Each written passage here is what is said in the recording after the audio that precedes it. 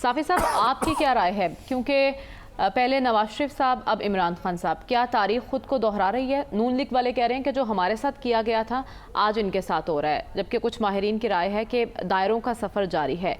लेकिन जो पीटीआई के हिमायत याफ्ता वो कहते हैं कि खान साहब ने दायरे का सफ़र तोड़ दिया है, अब ये एक लकीर की शक्ल इख्तियार कर गया, यानी मामला अंजाम की तरफ बढ़ रहा है। क्या आपको ऐसा ही लग रहा है?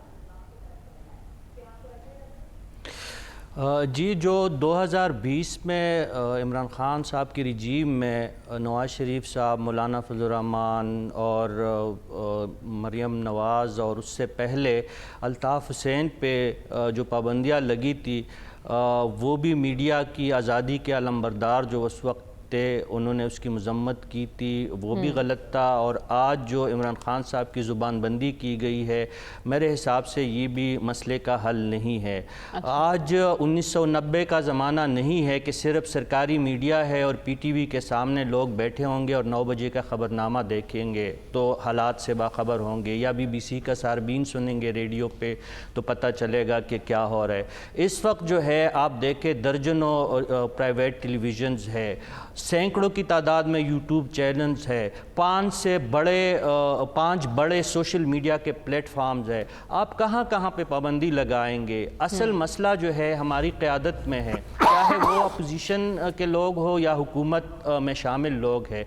मसाइल ये ख़ुद ख़राब करते हैं, ये गर्दाब में फिर ख़ुद उसी गर्दाब में पंसते हैं जिसमें अपने मुखालिफिन को पंसाने की कोशिश करते हैं। अब देखें, खान साहब ने जलसे में जो कल कहा, आईजी इस्लामाबाद डॉक्टर अकबर नासिर खान और ज़ेबा चौधरी साहिबा जो है एडिशनल सेशन जज जो इस्लामाबाद की है, खान साहब को कोई भी उनके ख़िलाफ़ कानूनी कार्रवाई से नहीं रोक सकता। खान साहब का हक़ बनता है, उनके पास जो है फ्री ऑफ कॉस्ट वकला की एक बहुत बड़ी टीम है। वसूलन जलसे में आने से पहले तो उनके वकला की टीम ज़ेबा चौधरी साहिबा और डॉक्टर अकबर नासिर खान और उनकी टीम के ख़िलाफ़ उन्हें दरख्वास्त दे देनी चाहिए थी। उससे तो उनको कोई नहीं रोक सकता, ना अब कोई ताख़ीर हुई है, अब भी वो कानून का रास्ता इख्तियार कर सकते हैं।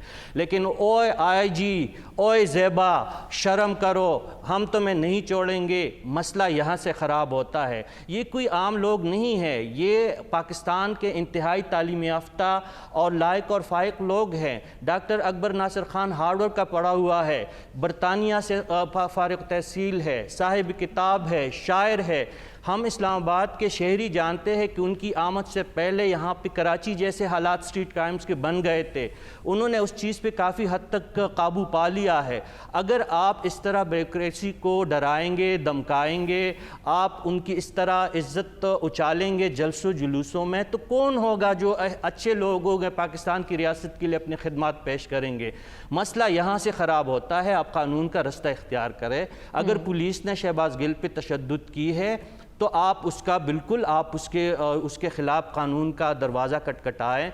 अगर ज़ेबा चौधरी साहबा से कोई गलती हुई है तो उससे बाला अदालतें मौजूद है, आपकी ऑलरेडी वहाँ पे दरखास्तें दायर हैं, वो उसकी सुनवाई भी पीर को हो रही है, उस पर तमाम चीज़ें आप वहाँ पे रखते। जलसों जुलूसों की बातें नहीं होते। इमरान खान साहब साबिक़ वज़ीर आज़म हैं, इस वक्त वो जो पाकिस्तान के एक मकबूल रहनुमा है, उनकी बात को सुनी जाती है, लोग उस पर अमल करते हैं, जो नौजवान नस्ल है उन्हें वो फॉलो करते हैं। तो ये इसका जो उनका अंदाज़ तख़ातुब है उस पे मसले मसाइल है। और आज देखे मजिस्ट्रेट इस्लामाबाद का एक सिटिंग मजिस्ट्रेट उनके ख़िलाफ़ गया, उनके ख़िलाफ़ 780I का पर्चा दर्ज हुआ है।